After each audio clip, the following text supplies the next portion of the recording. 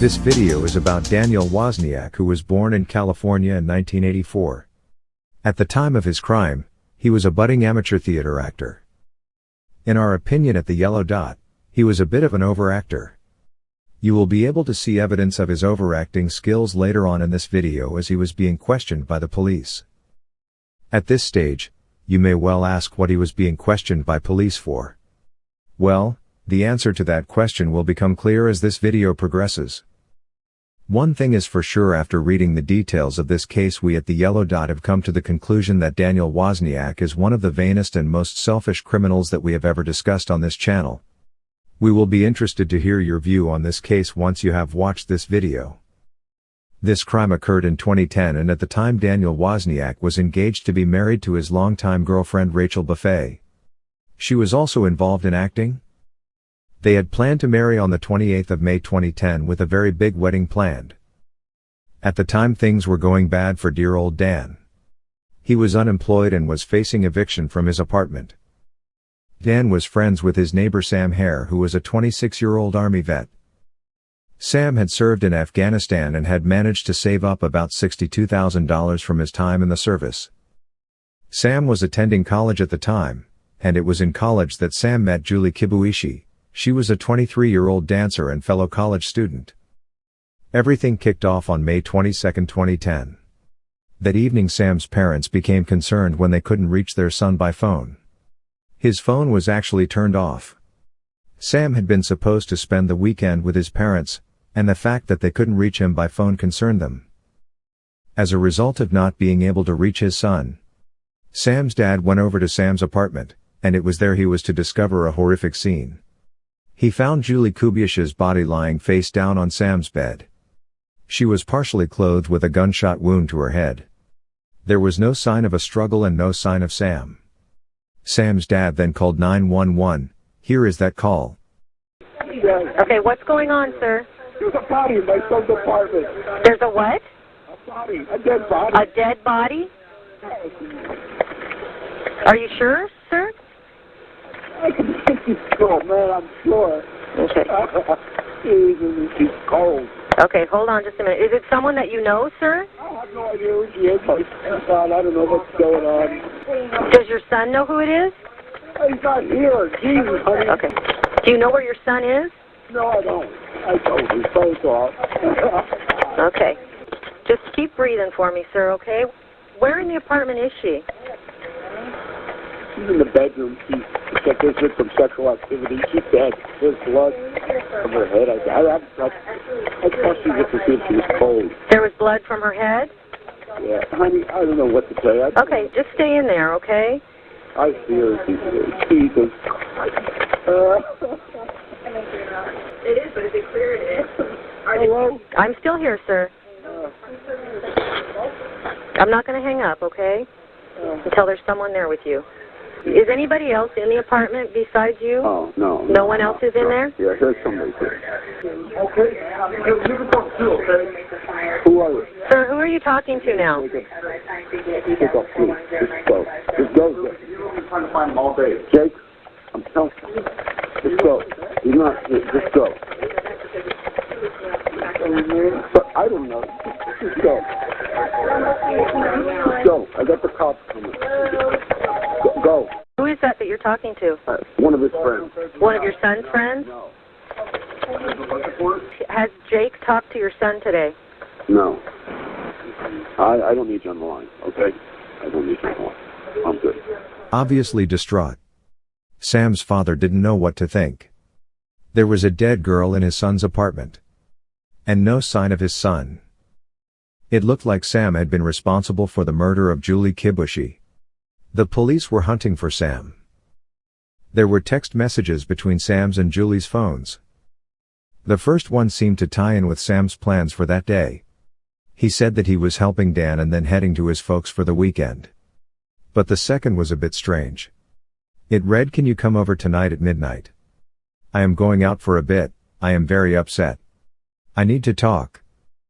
As far as the police were concerned, it looked as if Sam lost control and killed Julie. So they were treating this as a single homicide and put out a public notice looking for Sam. You see, Sam had been tried for murder before when he was 19 years old. That was concerning a gang stabbing. He was acquitted. But now that the body of a girl was found in his apartment and no sign of him, things were all pointing the one way, and that way was in the direction of Sam. But Sam had to be found to either prove or disprove his involvement in Julie's murder. At this time Stephen, Sam's father, who shared a bank account with Sam, began to notice a few withdrawals using an ATM. Could this be a lead as to Sam's whereabouts? The ATM in question was only 20 miles away, and the police wasted no time in making their way to the bank to view the CCTV of the ATM. But they got a surprise when they discovered that it was someone that nobody had seen before, and it definitely wasn't Sam. There were several withdrawals and a charge for pizza delivery in Long Beach. The police got the address and they stormed the place. They found 16-year-old Wesley Freelick. Wesley claimed to know nothing about the murder and nothing about Sam. But he did have Sam's bank card. Wesley said that Dan Wozniak, a guy who his mother met in community theater, had given him the card and asked him to make withdrawals. Dan told him he was a bail bondsman and he needed to collect money that Sam owed him. Wesley had withdrawn almost $2,000. The police were then eager to speak with Dan, but when they went looking for him, he was at his bachelor party. So the police cruised around all the bars along the beach area, and they got lucky. In one of the bars, Dan was enjoying his bachelor party. They immediately took him in for questioning. Dan admitted that he had talked Wesley into taking money out of Sam's ATM account. Dan said that he and Sam were working on a credit card scam. Dan would give Sam's card to a random guy, get that guy to make a withdrawal, and then Sam would call the bank and ask for the money back. But then Dan told police that on the morning of Julie's murder, Sam had called to see him and told him that he had done something bad and that he had killed Julie. He said that he was in Sam's apartment the day of the murder and that he had gone upstairs to the bedroom and saw the body. The police asked him how his DNA got onto Julie's body, and Dan said it was because he had been standing over the body. But he hadn't touched her. The police didn't buy this story and said to Dan that DNA doesn't just fall off. If Dan's DNA was on Julie's body, then Dan would have had to touch her. During his time in prison, Dan called his fiancée Rachel and she said on the call that Dan's brother Tim had a backpack full of incriminating evidence, including the murder weapon. Dan begged her over the phone not to hand this backpack over to the police, but she did. After that call, Dan asked to speak with the detectives again, and this time he spilled the beans. He said that he murdered Sam using his father's gun with 2 shots. Here is the moment that he confessed to both murders. You said you wanted to talk to me. What's going on? I'm crazy and I did it. You did what? I killed Julie and I killed Sam. Okay. Tell me how you killed Sam. 2 shots using my father's gun that I had. And your motive behind killing Sam was? Money and insanity. Money and insanity. Okay. Tell me about the Sam incident and what you did. I told him that I needed to move some stuff from the theater.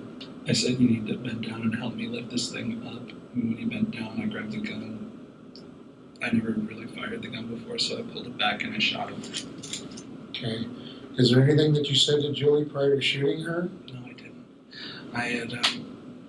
I got her in. I was downstairs in my apartment. I was still text messaging.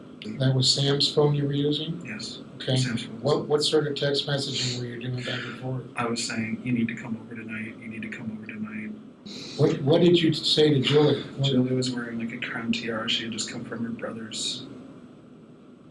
I had said like, Sam had just called me and he was going through some stuff. She said, yeah, me too. I said, well, I have a key. Let's go in. I opened the door. I let us in. And then I just went to the bathroom real quick because I was really nervous. Loaded the gun again. And? Went back out into the hallway and then said, oh, by the way, did you see this in Sam's bed? I said, lean over, look at it right there. And when she was leaned over, I put 2 bullets in the back of her head. Okay. When did you feel you had to kill Julie? What was the rationale behind that? I was going crazy. No, but seriously. Seriously, to cover up Sam. And so Well, why? How would that cover up Sam? To make it look like he was on the run and he did it. He was the one that did it. Right. It reached a point to where I couldn't even believe that I was doing this. I don't know. I don't know. Sam made the mistake of telling Dan that he had $62,000 in the bank. As Dan was more than a little cash-strapped, he saw his opportunity and a way out of his dire financial circumstances. He lured Sam to the theater where he performed his community theater, and under the pretense of moving some boxes he got Sam to bend down pick up a box. Dan then put 2 bullets in the back of Sam's head. He later cut up Sam's body and dumped its various parts in various parts of Long Beach Park. Later on that same day he lured Julie to Sam's apartment, using Sam's phone to text her. Once she was there he shot her in the back of the head. One of the most perplexing things about Dan's behavior on the day when he murdered 2 people, was that later on that night he performed in his community theater alongside Rachel in a local production of the musical 9. Here is a recording of the actual performance. Then, music. Top of the morning to you, Guido, Guido, Guido, Guido, Guido, Guido, me, and you will be my true love.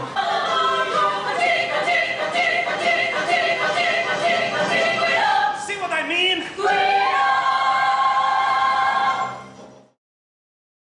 Dan was convicted on 2 counts of first-degree murder and sentenced to death. Rachel was convicted of lying to police during a police investigation and received a sentence of 32 months in prison on 3 felony counts of being an accessory after the fact. So that's it. Just to say that we at the Yellow Dot like to say it as it is. Dan Wozniak is a loser, and what he did was so selfish. The death penalty is too easy for him. If you enjoyed this video, please feel free to subscribe, and click that notification button, and we'll see you again soon.